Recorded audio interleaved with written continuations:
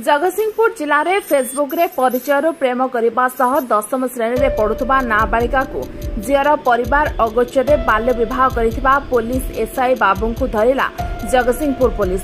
राज्य बाहर special squad धरिथिबा विशेष सूत्रु खबर मिली। पुलिस बाबू जनक हेले अमित पाढ़ी। बालेश्वर जिला बालियापाल थाना तांको घर। 5 मास हेब पुलिस बाबू जनक फेरार थिले। प्रेम करी विवाह पर प्रतारणा देथिबा हेतु नाबालिका जनक सदर थाना अभियोग करथिले। अभियोग पर तांको चाकरीरु निलंबित कराइथिला। पर जगतसिंहपुर पुलिस घटनार तदंत करबा सह एक 6 जणिया पुलिस टीम सुदूर विशाखापाटना जाई अमित पाढ़ी को गिरफ्त करबा सह जगतसिंहपुर आनी तांको डाक्तरी माइना सह कोर्ट चालाण करिजिबो बोली एसपी भवानी शंकर सूचना दैछन्ति।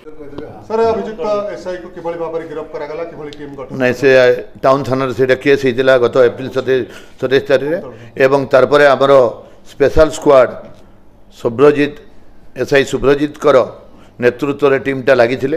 केलकेटा बेलकेटा सबुआडे गुणपुर रायगड़ा कोरापुट तापरे मयूरभंज बारिपदा गत काली से 5 दिन है कैंप करते विशाखापाटनम रे हमर टीम टा गत काली ताकू बड़ कष्ट काली से विशाखापाटनम रे धरले एवं धरिकी आसिक राति भोर भोर सका पहुँचले। आज थाना अरेस्ट करी मेडिकल एग्जामिनेशन कर कोर्ट चालान करा जीवो। कौन सा दफा लगी सर?